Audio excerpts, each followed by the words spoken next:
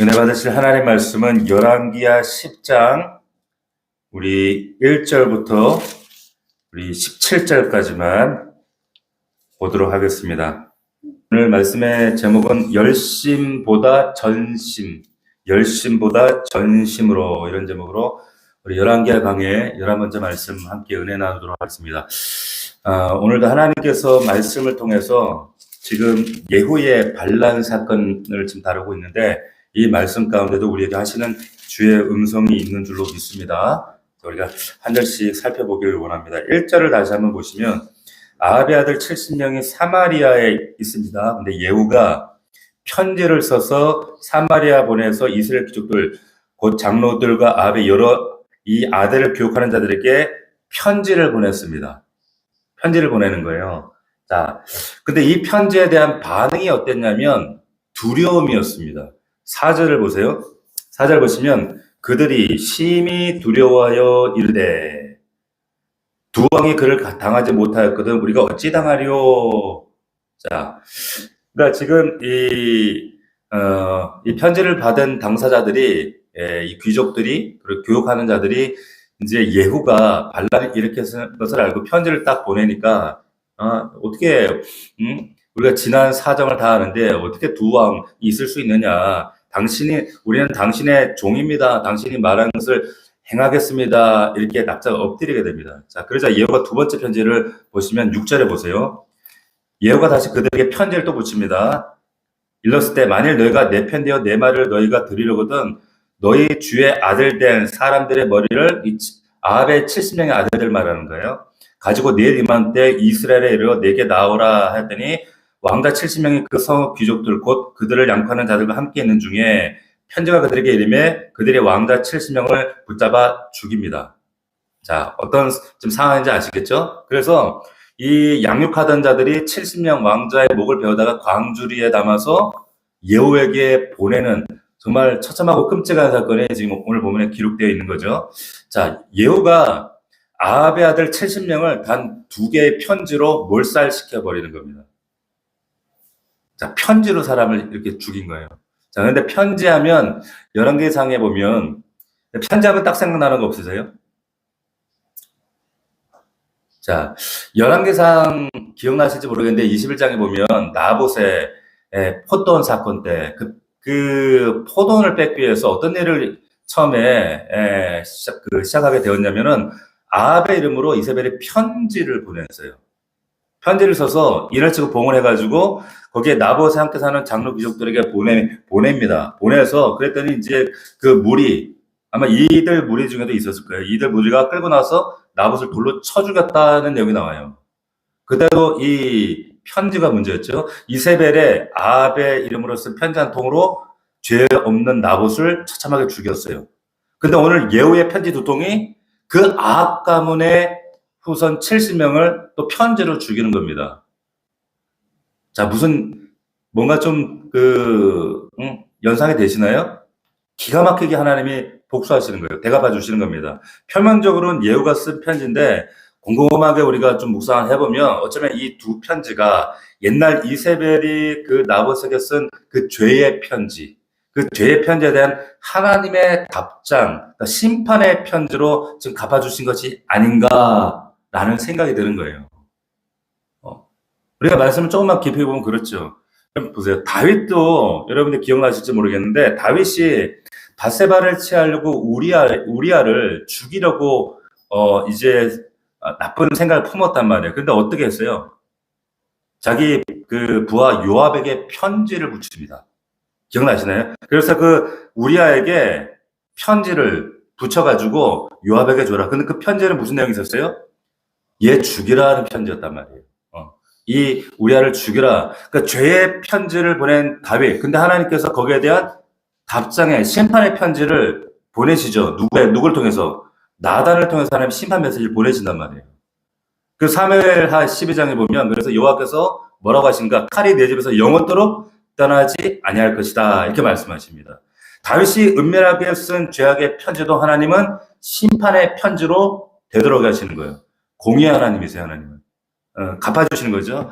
한낱 이 악한 이런 이세벨의 이 아합 집안의 편지를 나봇을 죽였던 그 편지를 대갚아 주시는 겁니다. 왜 이런 말씀 드리는가? 누군가에게 내가 모함하고 비방하고 비판하고 문자로 댓글로, 요즘 댓글이 문제잖아요. 댓글로 뭐 사람도 죽이고 그 댓글 때문에 사람 자살도 하고 이런 세상이 되어버렸어요. 이런 것들 이거 다 편지잖아요. 근데 조심하세요. 저는 댓글에 거기에 뭐 이상한 말 남기고 뭐 그걸 가지고 그 시간 보내는 사람들 보면은 참 할 일 없어. 근데 그거 아유 뭐 세상이 다 그러니까 나도 뭐 그럴 수 있지가 아니라 하나님이 갚으신다는 거예요. 그 글 하나에 문자 하나에 그 사람의 인생이 어떻게 될지 모르거든요. 선한 글을 남기면 하나님이 선을 갚으시지만 하나님께서 악한 글은 오늘 말씀이 나와 있잖아요. 그대로 갚으신다는 거예요. 그걸 조심하셔야 된다라고 하는 겁니다. 자, 이 두 통의 편지를 받고 사람들이 반응을 합니다. 4, 5절 보니까 그들이 심히 두려워했대요. 두려워해요. 우리는 당신의 종이라 이렇게 나옵니다. 근데 5절 하반절에 보면 당신이 말하는 것을 우리가 듣겠나이다 행하겠습니다. 내가 당신 예우를 두려워해서 당신이 하라는 대로 하겠습니다. 얘기하는 거예요. 여러분 인간은 자기가 두려워하는 대상에게 순종하게 되어 있어요. 여러분 잘 들으셔야 됩니다. 두려움이 얼마나 큰 힘을 가지고 있는가. 우리는 두려움의 대상을 순종하고 섬기게 되어 있습니다. 우리 옛날에 N번방 사건인가, 거기에 보면 참 분통 터지는 사건이었죠. 조주환인가 하는 애가, 심지어 초등학생, 중학생 이런 어린애들을 그런 성폭력의 도구로, 그것도 수십 명을 그렇게 막 놀이개로 삼고, 피해자들을 그렇게 얼마나 농락하고, 근데 그 피해자들 만나서 하나같이 하는 얘기가 뭐냐면, 왜 어처구니 없이 당했니? 그런 얘기하면 똑같이 하는 얘기를 하는 거예요. 두려워서 그랬다는 거예요. 두려워서.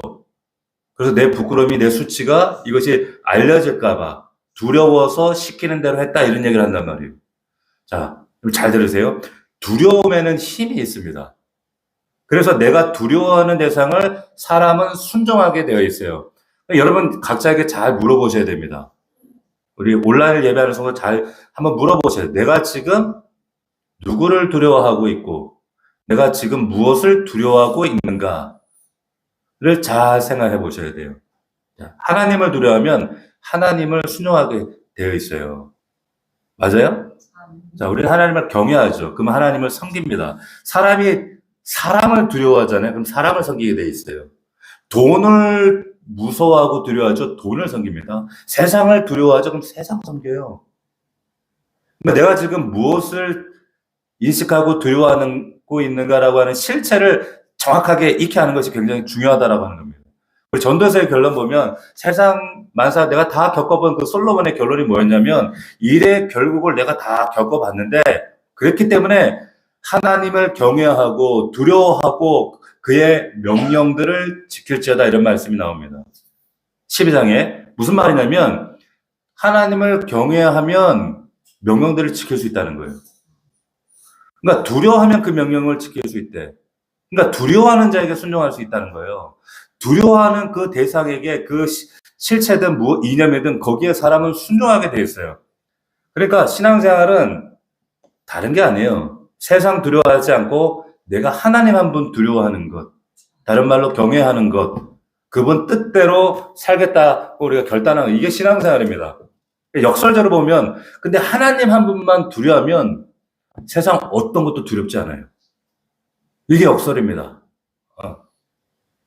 이게 역설이죠. 여러분 창세기에 보면 정말 가슴이 좀 울컥하는 장면 중에 하나가 뭐냐면 야곱이 도망해서 삼촌 집에 갔을 때 자기보다 더 야비한 것, 자기도 야비한데 삼촌은 더 야비한 인간을 만나. 꼭 아셔야 돼요. 자기가 간교하게 살면 그런 간교한 사람 만나서 하나님 그걸 다루셔요. 그러니까 그런 자기의 사기성 짙은 거짓말하고 그런 얍삽한 야곱의 기질을 하나님 뒤집어 엎으실 때 사용하는 게 그런 사람이거든요. 난 저 사람도 간교해, 얍삽해, 싫어. 그거는 내 안에 그런 기질이 있다는 거예요. 잘 아셔야 됩니다. 어쨌든 라반을 만났을 때 야곱이 뭐라고 하냐면 자기 아버지를 이렇게 3절 때 소개를 해요. 뭐라고 하냐면 창세기 31장에 우리 아버지 하나님 그리고 아브라함의 하나님 곧 이삭이 경외하는 이가 이렇게 얘기합니다.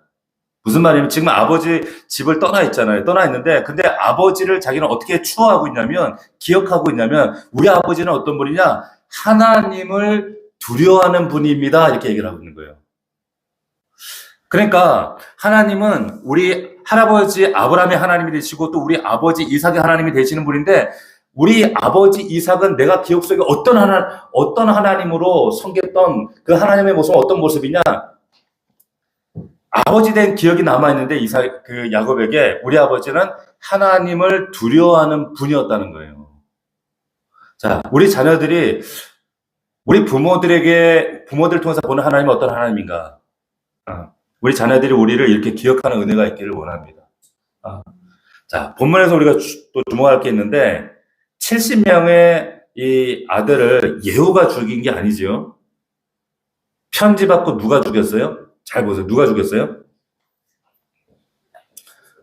그 70명 아들 가르쳤던 교육해왔던 선생들이 죽였어요.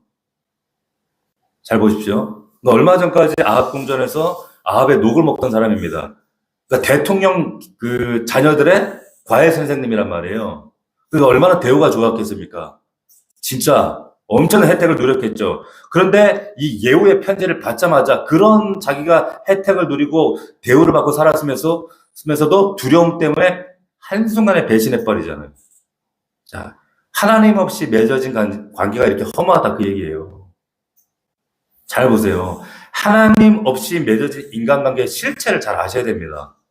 그런데 얼마나 사람, 인맥. 야, 돈과 권력이 만들어진 여러분 그런 인간관계는 이렇게 얄팍해요. 한순간에 배반해버린다니까. 변하지 않는 하나님만 붙들 수 있기를 축원합니다. 정말 그래. 하나님 없이 만난 여러분 인간관계, 제가 그런 얘기 하죠. 사람도 가래 사귀어야 돼요. 정말 그렇다니까요. 그래서 하나님께 우리 정말 만남의 복을 달라는 큰 복이, 이 복이 얼마나 큰 귀한 복인지 모릅니다.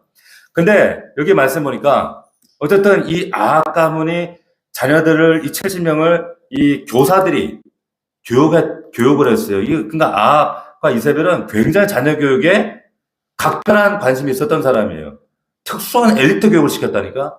자식을 얼마나 사랑했는지 이런 정말 굉장히 대한민국 부모들처럼 하여튼 교육열이 대단했던 것 같아. 그런데 뭘 가르쳤을지 모르지만은 당시에 후계자니까 군주론, 경제, 외교, 통치 이런 거 가르쳤겠죠. 근데 이 70명에게 이런 중요한 엄청난 대단한 교육을 가르쳤는데 진작 못 가르친 게 있어요. 뭘 못 가르쳤어요? 신앙 교육을 못 가르쳤어요. 아무 의미 없어요. 이런 놀라운 최고 레이트 교육을 받았을 거라고 이 70명들이. 그런데 정작 중요한 하나님에 대한 교육을 못 받고자 하는 70명. 그 결과가 오늘 이 죽음인 거예요. 불쌍하잖아요. 안 죽고 살아남은 자식이 하나 있어요. 딸, 아달랴 11장에 나옵니다. 얘는 이세벨보다 더한 애였어요. 11장에 보면 이 아달랴가 그의 아들 죽은 걸 보고 왕의 자손을 싹 다 죽여버려요. 엄청 악한 여자였어요. 악녀였어요.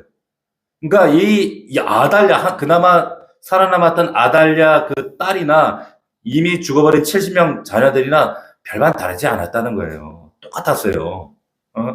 세상으로 볼 때는 엄청난 교육을 받았지만 하나님 없이 자란 자녀들은요 정말 악합니다.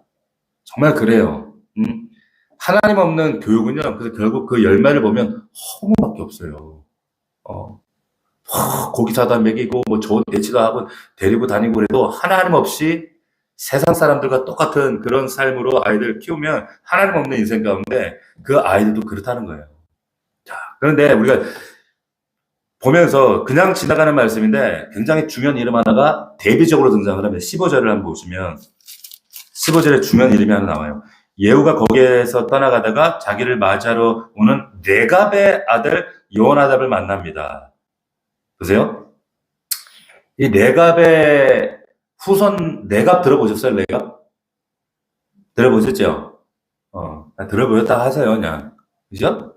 근데 네갑의 아들 여호나답이 이 누구냐면 이 예후와 함께 바알 신당을 멸절시키는 사람이거든. 말하자면은 같이 예후와 함께 쿠데타 일으키는 사람 중에 하나예요. 23절을 보니까 거기에 예후가 레갑의 아들 요나단과 더불어 바알 신당에 들어가서 이제 멸절시킨 그런 1등 공신 이란 말이에요. 근데 그렇다면 이제 예후로부터 엄청난 어떤 뭐 한 자리 받았을 거 아니에요.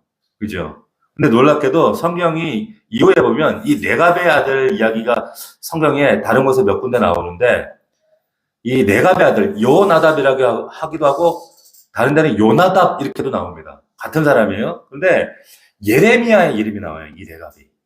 여기 나오는 이 레갑에 뭐라고 나오면 예레미야 35장에 보면 되게 재밌는 얘기가 나와요. 그 예레미야 35장에 보면 하나님께서 예레미야에게 말씀을 하시는데 이런 얘기를 합니다. 레갑 사람들의 집에 가서 그들에게 말하고 그들을 여호와의 집 한 방으로 데려다가 포도주를 마시게 하라는 거예요. 하나님이 포도주 마시게 하라고 한 적도 있어. 술파 마시래. 네. 그랬더니 야, 이 레갑 후손들이 뭐라고 하냐면 우리는 못 먹겠습니다. 이렇게 나오는 거예요. 자, 그 이유가 뭐냐면 그 35장에 이렇게 합니다. 우리는 포도주를 마시지 않겠습니다. 왜냐하면 레갑의 아들, 우리 손자 요나답이 11개 10장에서 만난 이 요나답이 우리 조상 우리에게 뭐라고 했냐면 너희 자손은 평생 포도주를 마시지 말라고 했다는 거예요. 굉장한 명령을 내린 겁니다. 또 뭐라고 했냐면 이 예후를 도와서 1등 공신이 된 이 레갑 이 후손들에게 무슨 신앙교육을 시켰냐면 너는 평생 포도주 입에 대지도 마. 그리고 포도원도 사지 마. 심지어는 집도 짓지 마. 그냥 장막을 사라. 하늘 장막 보고 살아. 이런 신앙교육을 시켰다라고 하는 기록이 나오는 거예요.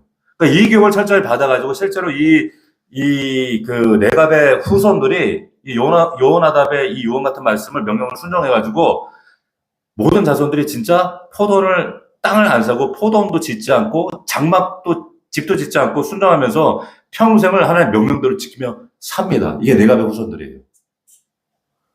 야, 근데 하나님이 이 과정을 칭찬하시는 말씀이 예레미야에 나와요. 뭐라고 하시냐면 레갑의 아들 요나답에게 내 앞에 설 사람이 영원히 끊어지지 않을 거예요. 하나님 막 감격하시면서 요나답에게서 내 앞에 설 사람이 영원히 끊어지지 않을 거예요. 내 앞에 세우는 사람이 영원히 멈추지 않는데요.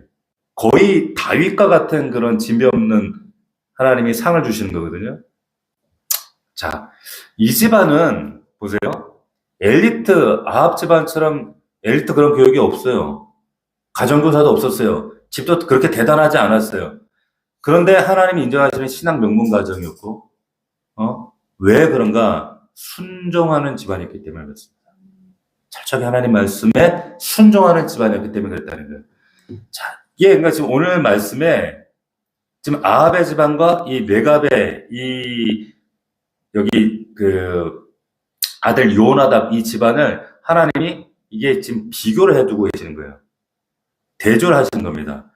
자녀 70명 엘리트 교육 시켰지만은 하나님 없어서 멸망당한 가문이 나오고, 엘리트 교육은 못 시켰지만 하나님 말씀대로 뜻대로 순종해서 이 세상 밀어두지 말고 하나님만 바라보고 타협하지 말고 하나님만 붙들고 살라고 교육시켰던 레갑 가문 이야기가 나오는데 하나님이 인정하시는 가문이 됐어요. 레갑 가문.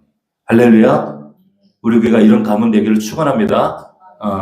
자, 얼마나 요즘 사람들이 강남 대치동 열망하고 애들 잘 되기를 위해서 그렇죠. 그런데 하나님 빠지면 아합 집안 되는 거예요. 아합 애들 되는 거예요. 이거는 정말 우리 아이들에게 이 영적인 훈련은요 너무너무 어렵거든요. 정말 영적 전쟁이잖아요. 그게 너무너무 중요한 이 큰 싸움입니다.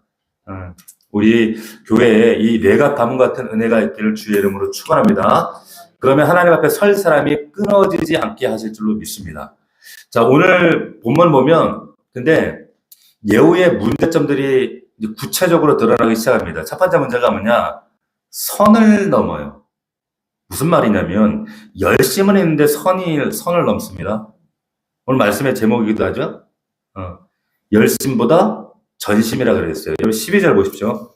왜 그런가 하면 12절에 예후가 일어나서 사마리아로 가더니 도중에 양털 깎는 집에 들어가죠. 유다의 왕 아하시아 형제들을 만납니다. 너 누구냐 하니까 우리는 아합 집안이 아니고 뭐 유다 집안 아하시아 형 집안 형제인데 문안하러 간다. 그랬더니 그런데도 예후가 이들을 사로잡아라! 그리고 42명을 다 잡아 죽여버려요. 자, 하나님이 예후에게 명령하신 것은 뭐냐면 아합 가문을 멸절하라고 했던 겁니다. 이들이 워낙 악했기 때문에 나봇의 피만 갚으라 그랬어요. 근데 하나님 어디에도 유다 왕실까지 심판하라는 말씀을 하신 적 없거든요. 그런데 예후는 유다 가문도 죽여버려요. 그러니까 하나님 지정하신 말씀의 경계선을 넘어가 버립니다. 그러면 항상 무서운 게 뭐냐면 하나님을 향한 선한 열심이 증폭되어서 선을 넘어버릴 때가 있어요. 이게 위험한 거예요. 우리 세계사 시간에도 배웠지만 교회사 역사 가운데 가장 큰 문제 일으킨 사건들이 뭐였냐면 하나님에 대한 열심이 하나님 정하신 경계를 넘어버릴 사건, 대표적인 사건이 십자군 전쟁 같은 사건이에요. 열심은 있죠. 성전 회복하자는 거 얼마나 거룩한 의도와 계획이었어요. 그런데 그 열심이 경계를 넘어서 학살하고 무모한 사람들 죽이고 약탈하고, 그러니까 이슬람 전도가 그래서 지금까지 안 되는 거예요. 이슬람 사람들이 지금도 기독교인들에 대한 그런 상처가 있기 때문에 문을 안 열어요. 안 여는 겁니다. 열심히 했다고 옳은 게 아니고 내가 하나님 앞에 하나님을 위한 난 열심히 했다고 해서 하나님이 나를 지지하시는 게 아닙니다. 그 열심이 정말 사도 바울이 그랬죠. 유대교를 위한 열심이 결국 예수를 반대하는 일이 되버렸단 말이에요. 예후가 아합 집안을 심판하는 것 여러분 보면 항상 여기에 코멘트가 달립니다. 예를 들어서 17절 보시면 사마리아 이를 거기에 남아있는 바 아합에게 속한 자들을 죽어 진멸하였으니 여호와께서 엘리야에게 이르신 말씀까지 였더라. 예후가 아합 집안 심판한 것에 대해서 하나님이 코멘트를 달아요. 30절 보시면 예후에게 이르실 때 아합 집에 이것들을 다 행하였으니 잘했도다. 잘했다고 코멘트 하신단 말이에요. 그런데 12절 14절 유다의 자손들 멸절시키는 것에 대해서는 하나님이 침묵을 하세요. 열심히 좋지만 정하신 것 넘어가는 것을 하나님은 기뻐하지 않으세요. 경계를 지켜야 된대 항상. 우리가 하나님 정하신 것 넘어가지 않기를 축원합니다. 자, 두 번째 문제가 이제 16절에 보면 이렇게 나오죠. 나와 함께 가서 여호와를 위한 나의 열심을 보라. 나의 열심을 보라. 이렇게 나와요. 자, 예후의 이 말 속에 속마음이 다 드러나잖아요. 그죠? 나 이렇게 하고 있다. 내가 얼마나 잘하고 있는지 봐라. 이 말이에요. 그러니까 여호와를 위한 일이라고 표면적으로는 그러지만 방점이 거기에 있는 게 아니라 나의 열심을 보라는 거예요. 나의 열심. 그 중심에 누가 있습니까? 내가 있는 거예요. 내가. 하나님은 갖다 붙이지만 진짜 드러내고 싶은 건, 자랑하고 싶은 건 뭐예요? 나예요. 납니다. 이런 분들 여러분 교회에 계시면 우리 교회는 이런 분들이 사실 발붙이기가 참 어려워요. 그래서 적당하게 믿는 분들이 우리 교회 참 보기 힘든 것 같아. 이게 감사한 건지 어떤 건지 모르겠지만 우리 교회는 공치사고 이런 거 안 하거든요. 하나님을 위한 일이라고 하지만 내 열심 봐달라는 거예요. 참 재미난 게 뭐냐면 죄가 영어로 뭐예요? 죄가 sin이잖아. sin을 보면은 이 죄와 관련된 단어들이 다 I가 들어가더라고. crime, 그죠? I가 들어가죠. 가운데, 그죠? 또 뭐가 있죠? 교만, pride, I가 들어가죠, 그죠? 또 뭐가 있어요? guilty, 죄책감, 그러면 I가 들어가죠. 그러니까 죄와 관련된 단어에는 한가운데 다 그 I가 들어가요. 그러니까 죄의 중심에는 뭐가 있다? 나의 중심성이 있는 거예요. 내가 있는 거예요. 성경에서 말하는 가장 큰 죄가 뭐예요? 간음했네, 사기쳤네. 그게 아니라 이 아예 나라고 하는 하나님이 아닌 내가 중심에 서는 게 그게 죄예요. 그걸 잘 아셔야 된다는 겁니다. 그러니까 예언은 자기를 드러내고 싶은 거예요. 나 봐달라는 겁니다. 내가 주를 위해서 교회 위에 이렇게 하는 거 좀 봐달라는 거예요. 박수 좀 쳐달라, 공치사 해달라는 거예요. 또 안 해주면 섭섭해요. 섭섭병이 불치병이거든. 자, 그럼 보세요. 예후만큼이나 이 다혈질, 막 미친 병거를 보는 그 성격이 예후였다 그랬잖아요. 근데 예후 못지않게 다혈질했던 사람이 성경에 보면 베드로였습니다. 근데 베드로가 성령 받고 나서 어떻게 바뀌었냐면, 사도행전에 보면 그 3장 12절에 보면 40년 된 안전뱅이를 일으키잖아요. 일으켰을 때 보세요. 사람들이 갑자기 40년 된 병자 벌떡 일어나니까 이스라엘 사람들이 와 몰려들었어. 그때 베드로가 뭐라고 했냐면, 이스라엘 사람들아 왜 이 일을 놀랍게 여기느냐? 우리 개인의 경건과 능력으로 된 것처럼, 이 사람을 격가한 것처럼 왜 우리를 주목하느냐? 라고 얘기를 해요. 할렐루야. 성령 받으면 이렇게 달라지는 거예요. 예언은 내 열심 봐달라고 그러는데 베드로는 나를 보지 말라는 거예요. 이게 성령 충만한 사람 특징입니다. 바울도 보세요. 뭐라고 말합니까? 나의 나 된 것은 하나님의 은혜로 된 것이니 내게 주시는 그의 은혜가 헛되지 아니하려 하여, 어떻게요? 사도보다 더 많이 순간 것은 맞지만 내가 한 것이 아니래. Not I, but 뭐예요? His grace 이런 거야. Not I라니까 내가 아니라 그의 은혜 때문이야, 이렇게 얘기해요. 그래서 하나님의 성령이 임하시면 내가 사라져 버려요. 근데 왜 나를 안 안아주십니까? 아, 내가 이거 했는데 왜 공채사 안 해주십니까? 삐져가지고 섭살받고. 그런 분이 우리 교회는 없는데 저기 있었어. 그렇더라고. 보세요. 예후처럼 하나님 위에 열심히 일하는 나 좀 봐달라고 하는 예후가 아니라, 바울이나 베드로처럼 나를 보지 말고 왜 나를 주목하느냐고 하나님 은혜 보라고 말할 수 있는 우리 교회가 되기를 축원합니다. 이게 은혜 받은 자예요. 예후의 세 번째 문제 28절 이렇게 얘기합니다. 예후가 이와 같이 하여 이스라엘 중에서 바알을 멸해요. 그런데요, 잘 보세요. 이스라엘에게 범죄하게 한 느바세 아들 여로보암의 죄, 곧 베델과 단에 있는 금송아지를 섬기는 죄는 떠나지 않았다. 자, 왜 금송아지는 떠나지고 왜 이걸 못 건드렸을까요? 열왕기상에서 나눴어요. 애초에 단과 베델의 금송아지가 왜 생겼는 거 기억나시죠? 이스라엘이 반으로 쪼개졌어. 북이스라엘에서 남유다로 자꾸 여로보암이 보니까 불안한 거예요. 자꾸 저 유다 내려가서 예루살렘 가서 예배를 드리기 시작하니까 아무래도 이게 민심이 이반될 거 아니에요. 그래가지고 안 되겠다. 단과 베델에도 이거 금송아지 이거 하나님이야 이래놓고는 너희를 인도하는 하나님이 이 금송아지다. 이게 여로보암의 죄예요. 자, 그러니까 금송아지는 단순히 이게 우상이 아니라 이건 정치적인 안전장치였어요. 근데 예후가 왜 이걸 안 건드렸냐면, 예후도 이걸 왜 안 건드리냐고 한번 생각해 보세요. 여로보암하고 똑같은 거예요. 이 단과 베델의 금송아지가 있어야 이 사람들이 지금 민심이 예루살렘으로 떠나가지 않을 거 아니야. 그러니까 예후가 보세요. 바알은 깨뜨렸잖아요, 앞에. 근데 이거는 못 깨뜨렸어요. 무슨 말이냐면 바알은 솔직히 깨뜨릴 수 있는데 왜 금송아지는 아닌가?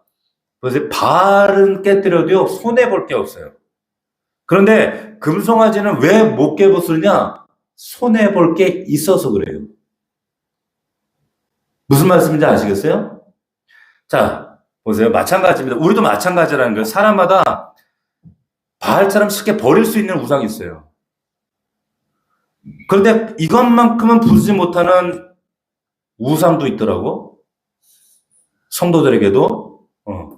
이것만큼은 주저하고 이것만큼은 하나님 안 되겠고요. 이거 버리면 내가 손해 날 것 같고요. 금송아지처럼. 그래서 여전히 내가 붙들고 있는 우상이 있더라는 겁니다. 하나님 그거 다루실걸요? 반드시. 그게 돈일 수도 있고 자존심일 수도 있고 그게 자식일 수도 있고 그게 남편일 수도 있고 아내일 수도 있고 근데 그것이 금송아지가 깨지기를 주의 이름으로 축원합니다. 바알이 깨지듯이. 바알은 누가 봐도 우상이에요. 이거 쉽게 버릴 수 있어. 근데 금송아지는요 하나님이래요. 이게 자기들이 깎아 만든 건데 하나님이래. 그러니까 못 버리는 거예요. 쉽게. 자기가 손해보거든 이거 깎아 버리면.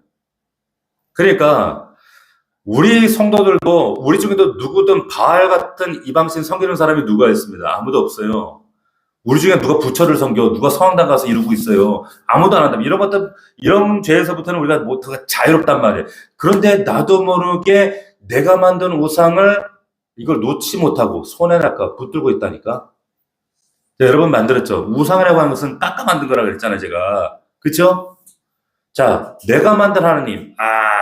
하나님 내 모습 이대로 날 사랑하셔. 하나님은 내가 죄 지어도 다 용서하시고 사랑 많기 때문에 내가 어떻게 살아도 하나님은 마침내 나 구원하실 거야.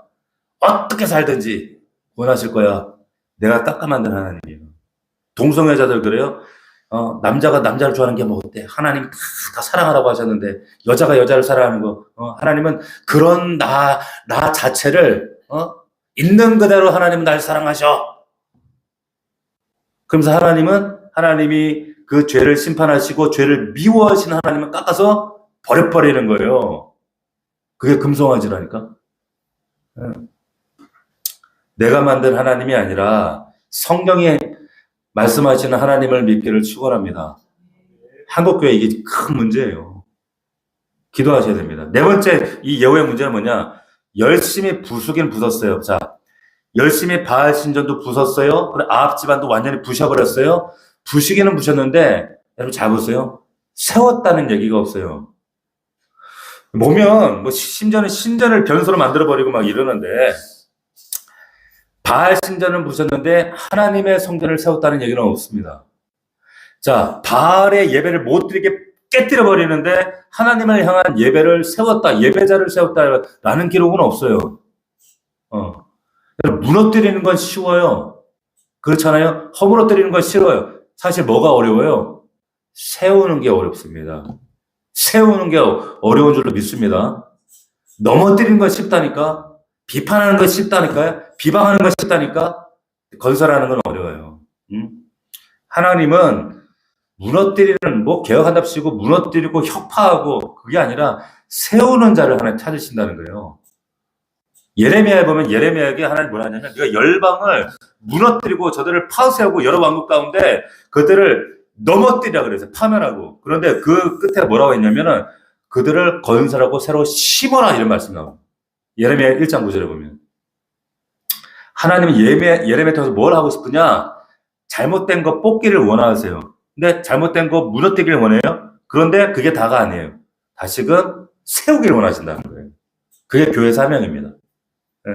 저는 이렇게 페이스북 보면 이제 목사님들 그 페이스북이나 이런 데 보면 막 한국 교회를 너무 비판하시는 분이 있어. 그리고 전에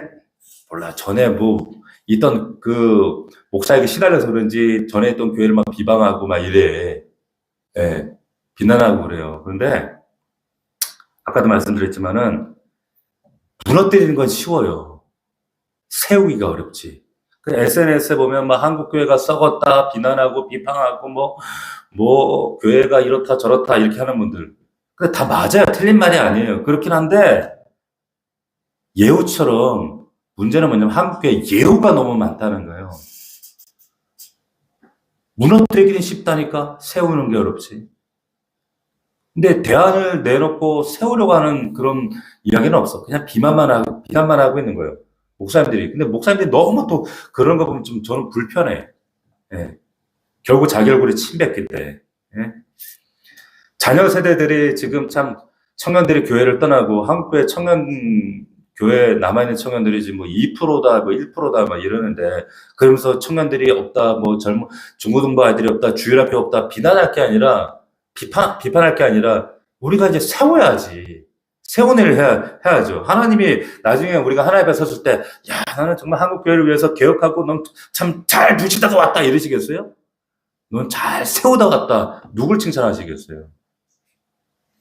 우리 교회가 예배자를 세우는 교회가 되고 다음 세대를 세우는 교회가 되고 정말 하나님을 향한 예배를 세우는 그런 교회가 되기를 축원합니다. 아멘. 다섯 번째, 열심은 있었지만 전심이 아니었어. 31절. 자, 봅시다. 그러나 예후가 분명히 아침에 열심히 나왔어요. 그죠? 열심을 보라 그랬죠? 열심히 쓴 예후가 전심으로 이스라엘 하나님 여호와의 율법을 전심으로는 이스라엘 하나님 여호와의 율법을 지켜 행하지 아니하였대. 열심은 있었는데 전심은 아니었단 말이에요. 열심이라니까 이 사람 기질상. 근데 전심은 없었대. 무슨 의미일까? 여러분 열심하고 전심은 뭐가 달라요? 네? 비슷한 예를 들어볼까요? 편안하고 평안하고 같을까요? 다를까요? 다르죠? 똑같은 겁니다. 교회 일 열심히 하실 수 있어요. 봉사일 열심히 하실 수 있어요. 그런데 하나님은 우리에게 열심보다 넘어서 전심을 원하시는 거예요. 여러분의 열심이 그게 열심이었나 전심이었나를 잘 분별해 보십시오. 열심은 좀 위험할 수 있습니다. 열심은 내 육이 하는 것이고 전심은 내가 하는 게 아니에요. 사실은 성령이 이끄시는 겁니다. 할렐루야. 성령이 하게 하시는 게 전심인 거예요. 자, 찬양 인도도 우리 정현준 목사님 주일날 또 열심히 하시죠? 육으로 할 수 있습니다. 그죠? 내가 육으로 하는 인도할 수 있어요. 근데 전심으로도 할 수 있어요. 성령이 이끌려서. 다른 거예요. 내용도 다르고, 그리고 거기에 따르는 열매도 다르고요. 결과도 다릅니다.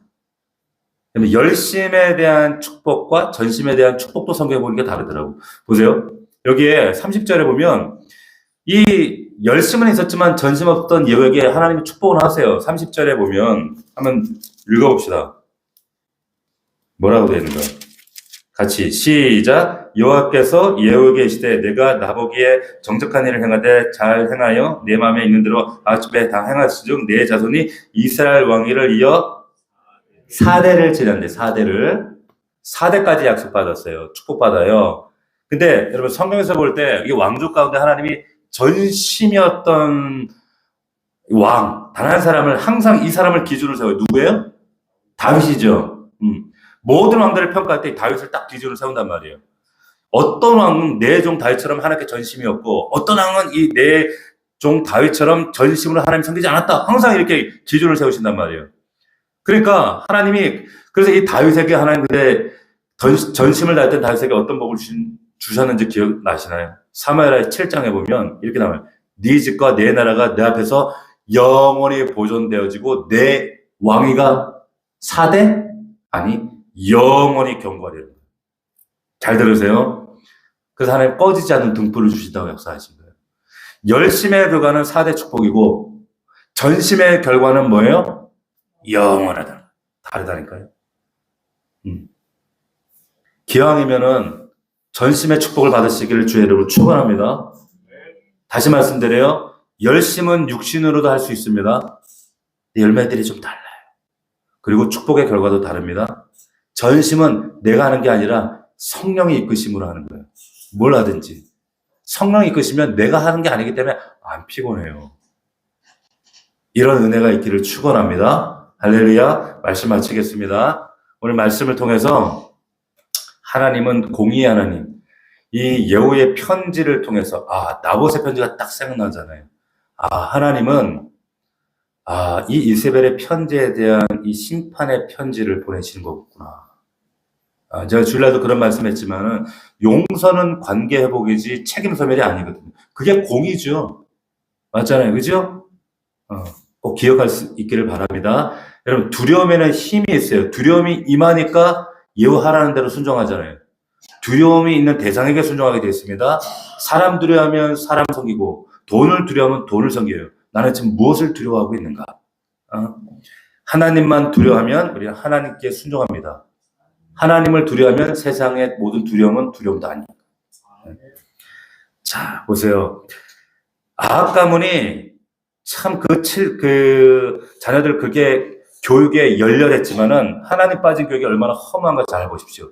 레갑의 자손들, 철저히 하나님 말씀 신뢰할 때 그 자손들 하나님 축복하시는 거예요. 깨닫길 바라고 신앙의 명문 가문 되시기를 축원합니다. 예후가 열심히 있었지만 선을 넘어요. 절대 하나님 말씀의 경계를 넘는 열심은 그건 육신이 하는 거예요. 두 번째, 예후는 내 열심 봐달래. 자기 자랑, 자기를 나타내고 싶은 거예요. 자기 손에 보는 금송아지 이 우상은 건드리지 않는 거야. 내가 쉽게 버리는 바알 우상 같은 건 쉽게 버리는데 내가 끝까지 붙잡고 내가 손해볼 것 같은 우상, 내 신앙 안에도 이거 붙들고 있는 게 있단 말이에요. 네. 이거 하나님 부수신단 말이에요. 한국교회 안에 하나님이 이걸 깨뜨리시길 원합니다. 할렐루야. 예후는 부시고 파괴요. 그건 쉬워. 세우는 게 어렵습니다. 우리는 세우는 자들이 되기를 원합니다. 마지막으로 결정적인 문제. 열심이 있으나 전심이 없어요. 열심보다 전심입니다. 열심의 축복은 4대고 전심은 영원하다 그랬어요. 할렐루야. 우리는 말씀대로 믿고 말씀대로 우리가 그 순종해서 말씀의 열매를 거두는 자들입니다. 기억하시고 이 밤에도 오늘 하나님 말씀 붙들고 담대히 나가 승리하는 저와 여러분들 되기를 축원합니다. 함께 기도하겠습니다. 오늘 말씀 붙들고 하나님 우리가 정말 레갑의 가문 되게 하시고 정말 하나님 열심이 아니라 전심으로 하나님을 찾게 하옵소서. 습관적인 하나님의 찾는 이런 예배가 아니라 전심을 다해 기도하며 하나님의 얼굴을 구하는 자가 되게 하셔서 하나님 정말로 열심은 사대지만 전심은 영원하다 하신 그 하나님께서 우리에게 영원한 약속으로 이 밤에도 만나 주시옵소서. 하나님 나라와 민족과 교회를 위해 우리 더 넘치는 교회와 우리 연약한 성도들 위해 간구하게 하시고 아버지는 특별히 우리 다음 세대를 위해 올려드립니다. 주님 책임져 주시옵소서. 레갑의 혼들되게 하옵소서. 아버지는 정말 우리 각자 가정의 기도 제목들 주의 놀라운 약속으로 응답하여 주옵소서. 우리 주여 세 번 부르고 동성으로 간구하며 나아가겠습니다.